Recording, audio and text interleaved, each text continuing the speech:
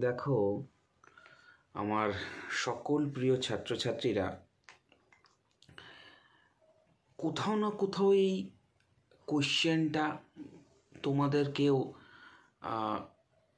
ভীষণভাবে একটা সমস্যা বা একটা বলতে পারো যে যদি তুমি কলেজ সার্ভিস কমিশনে না সিলেকশন পাও তাহলে তোমার একটা দিশেহারা সিচুয়েশান কিন্তু হয়। এটা আমি বুঝি যে এই সিচুয়েশানটা যে কী সময় বা কী ধরনের পরিস্থিতি তোমাদের মধ্যে সঞ্চালিত করে, এই জিনিসটা আমি নিজে থেকেও বুঝি, কারণ আমরাও এই রকম সমস্যাগুলো ফেস করে এসেছি। যে ইন্টারভিউ ভালো হয়েছে অথচ কলেজ সার্ভিসে সিলেকশন পাইনি।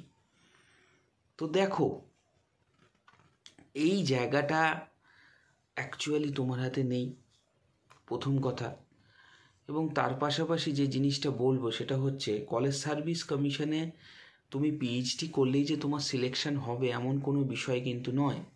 কলেজ সার্ভিস কমিশনে সিলেকশন পেতে গেলে অসম ধৈর্য শক্তি তোমাকে দিতে হবে।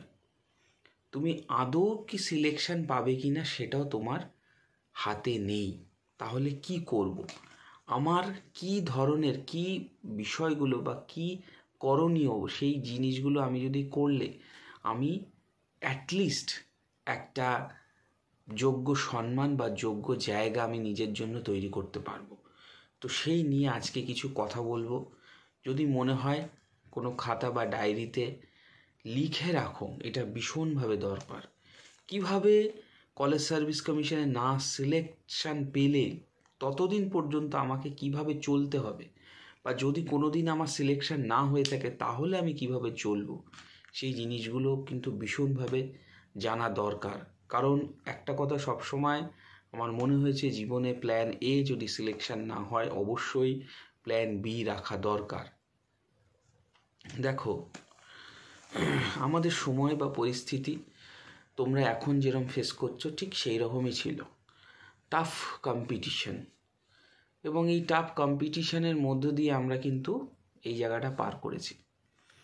এবার কলেজ সার্ভিস কমিশন এমন একটি জায়গা বা এমন একটি প্ল্যাটফর্ম, সেখানে তুমি যদি অ্যাসিস্ট্যান্ট প্রফেসর হিসাবে কোনো কলেজে তুমি জায়গা বা স্বীকৃতি পেয়ে যাও, তাহলে তুমি নিজে থেকেও তোমার মানসিক যে শান্তি, যে আমার একটা সিলেকশন হয়েছে এবং ভালো একটা প্রাপ্তি, যা কিছু বলো না কেন, সেই জিনিসটা কিন্তু হয়ে থাকে।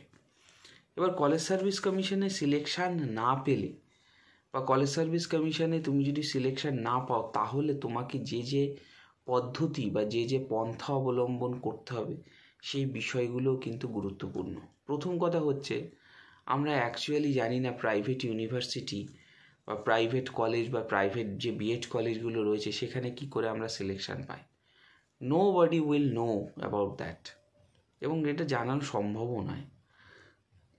এটা হচ্ছে, ধরো তোমার ফিনান্সিয়াল খুব ক্রাইসিস চলছে, সেই ফিনান্সিয়াল ক্রাইসিসের মধ্যে দিয়ে যখন তুমি যাচ্ছ, তোমার কিছু একটা সিলেকশন পেতে হবে। তোমার এবারে হয়তো কলেজ সার্ভিস কমিশনে হয়নি। ফার্স্ট কাজ যেটা করবে, তোমার কোথায় কোথায় তোমার ভ্যাকেন্সি ক্রিয়েট হচ্ছে সেই জন্য তোমায় লড়াই করতে হবে। যে আমার এখানে ভ্যাকেন্সি আছে, আমি সেখানে অ্যাপ্লাই করবো। সেটা দূরে হলেও করতে হবে, দূরে হলেও তোমাকে যেতে হবে, কিছু করার নেই। কারণ তোমার স্কিল, তুমি যে পার্টিকুলার যে স্কিল নিয়ে করেছো সেটা সেইখানে না গেলে তো তুমি তার প্রায়োরিটিটা পাবে না। তো সেই জন্য তোমাকে সেই জায়গাটা ধরতে হবে। এটা হচ্ছে ফার্স্ট।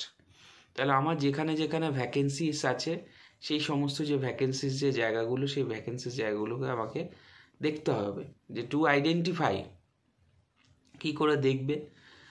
প্রথম যে কাজগুলো করবে সেটা হচ্ছে, তোমার যে ভ্যাকেন্সিসগুলো রয়েছে আপকামিং, সেইগুলো কোথায় কোথায় বেরিয়েছে তার একটা শিডিউল তৈরি করা। সেটা ডায়েরিতে করতে পারো, খাতাতে, যা তোমার যেরকম সুবিধা। এবং সেখানে রীতিমতো সেই ওয়েবসাইটগুলো ফলো আপ করা। আমি এর আগে প্রচুর জায়গায় ওই কথাগুলো বলেছি। এবং সেইগুলোকে ফলো আপ যখন তুমি করছো, এবং ফলো আপ করার সাথে সাথে তুমি নিজে থেকে বুঝতে পারবে যে তোমার অ্যাকচুয়াল যে জায়গা বা অ্যাকচুয়াল যে পজিশানটা রয়েছে সেখান থেকে তুমি কিভাবে নিজেকে ওভারকাম করতে চাইছো। ক্লিয়ার? তো এই কাজটা তোমায় কিন্তু করে যেতে হবে। এবার প্রাইভেট যে ইউনিভার্সিটিগুলোতে তোমার ডাইরেক্ট কিন্তু প্রাইভেট ইউনিভার্সিটিতে দেখা করতে হবে ইচ ইন্ডিভিজুয়ালি। কোথায় দেখা করবে? ডিপার্টমেন্টে দেখা করলেও তুমি কোনো বেনিফিট পাবে না। তোমাকে প্রাইভেট ইউনিভার্সিটির যে প্রিন্সিপাল আছেন সেই প্রিন্সিপালের সাথে দেখা করতে হবে। কারণ প্রাইভেট ইউনিভার্সিটির প্রাইভেট বিএড কলেজের অফিসিয়াল ওয়েবসাইটে খুব কম কলেজ আছে যেখানে ভ্যাকেন্সিসের জন্য তারা অ্যাপ্লিকেশন সাবমিশন নেয় বা কোনো কিছু নোটিশ জারি করে। সরকারি ক্ষেত্রে যেরকম হয় সেখানে এখনও তারা সেই রকমভাবে চালু করে উঠতে পারেনি। প্রাইভেট স্কুলগুলো যেগুলো রয়েছে সেখানে তোমাকে একদম বাই হ্যান্ড সিভি নিয়ে যেতে হবে এবং সিভি নিয়ে গিয়ে প্রাইভেট যে ইউনিভার্সিটিগুলো প্রাইভেট কলেজগুলো আছে, যদি তোমার ডিএলএড বা বিএড ক্যান্ডিডেট হয়ে থাকো, তোমার যদি প্রাইভেট স্কুলে ইচ অ্যান্ড এভরি তোমাকে কিন্তু হার্ড কপি আকারে দেখা করে একদম কপি দিয়ে আসতে হবে এবং তার সাথে তোমায় একটা মেল ড্রপ করতে হবে তোমার সেই ইউনিভার্সিটি কলেজের যে সিভিতে পাঠানোর জন্য সেখানে একটা মেলও পাঠাতে হবে। এটা কন্টিনিউ আকারে তোমায় কিন্তু চালিয়ে যেতে হবে। ওদের যখন কোনো ভ্যাকেন্সিস আসবে, ওদের যখন কোনো কিছু এরকম সিচুয়েশান আসবে, ওরা তোমাকে কল করবে এবং তোমাকে সেই সময় পার্টিকুলার ডেট পার্টিকুলার টাইমে তোমায় কিন্তু ইন্টারভিউতে কিন্তু উপস্থিত হতে হবে। তো এই হচ্ছে procedure two system to get A selection in a private universities, private BEd or DLEd colleges and private schools also. Clear? তো এই জায়গাগুলোকে তোমাকে কিন্তু আইডেন্টিফাই করাটা কিন্তু ভীষণভাবে দরকার যে প্রাইভেট ইউনিভার্সিটি বা প্রাইভেট কলেজ যেখানেই যাও তোমায় কিন্তু ইচ অ্যান্ড এভরিথিং তোমায় কিন্তু সেই জায়গাটা কিন্তু বুঝতে হবে। ক্লিয়ার? এইবার এই জায়গাটা যখনই তুমি যাচ্ছ তখন তুমি নিজে থেকেও বুঝতে পারবে যে অ্যাট প্রেজেন্ট তুমি যে সেই জায়গায় গেলে তুমি নিজেও কিন্তু এই জায়গাটা তোমার ক্লিয়ার হবে। এইভাবে তুমি যদি না করো তাহলে তুমি কিন্তু প্রাইভেট বিএড কলেজ বা কোথাও তুমি সিলেকশান পেলে না।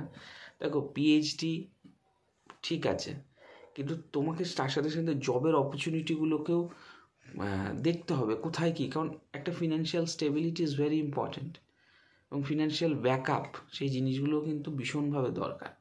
তো আশা করছি তোমার এই কথাগুলো তোমার ভীষণ কাজে লাগবে, ভীষণই হেল্পফুল হবে। যদি এরকম কোনো সুযোগ পাও আমাকে কমেন্ট করবে, জানাবে। আমারও একটা মেন্টাল স্যাটিসফ্যাকশান, আমার ভালো লাগে কেউ যদি কোথাও আমার থ্রু বা আমার কথার মাধ্যমে সেই বুদ্ধিগুলোকে অ্যাপ্লাই করে একটা চাকরি পেয়ে যায়, তো সেটা জিনিসটা আমার কাছে ভীষণ আনন্দের হয়। তো মন দিয়ে পড়াশুনো করো। নেট পরীক্ষা লেভেলের যে কোয়েশ্চেনগুলো কিন্তু ফলো আপ করবে, সেটটাও দেখবে, সেটের কোয়েশ্চেনও ভালো। নেট সবসময় এখন চাকরি বাকরিতে নেট সেট এরকম যে লেভেল অফ অ্যাকাডেমিক টিচিংয়ের ক্ষেত্রে বলছি, এই কোয়েশ্চেনগুলো এই টাইপের কোয়েশ্চেনগুলো কিন্তু দেখার চেষ্টাটা করো, নাহলে কিন্তু তুমি কিন্তু প্রতিদিন কিন্তু নিজস্ব যে ভাবনা বা সেই জায়গাটা কিন্তু ধরে রাখতে পারবেন। তো এই জিনিসটা কিন্তু ভীষণভাবে গুরুত্বপূর্ণ। তো সেই জন্য এই প্রত্যেকটা জিনিসকে খুব সুন্দরভাবে গতানুগতিকভাবে চিন্তা করো এবং চিন্তা করার পাশাপাশি তুমি নিজে থেকেও বুঝতে পারবে আগে যে সিচুয়েশানটা ছিল এখন এট প্রেজেন্ট সেই সিচুয়েশানটায় তুমি রয়েছো সেটা কতটা তুমি নিজে থেকে ডেভেলপ করছো। তো যাই হোক, খুব ভালো থেকো, মন দিয়ে পড়াশুনো করবে এবং আরও এগোতে হবে, সে একটা মাইন্ডসেট কিন্তু তৈরি করতে হবে তোমাদের।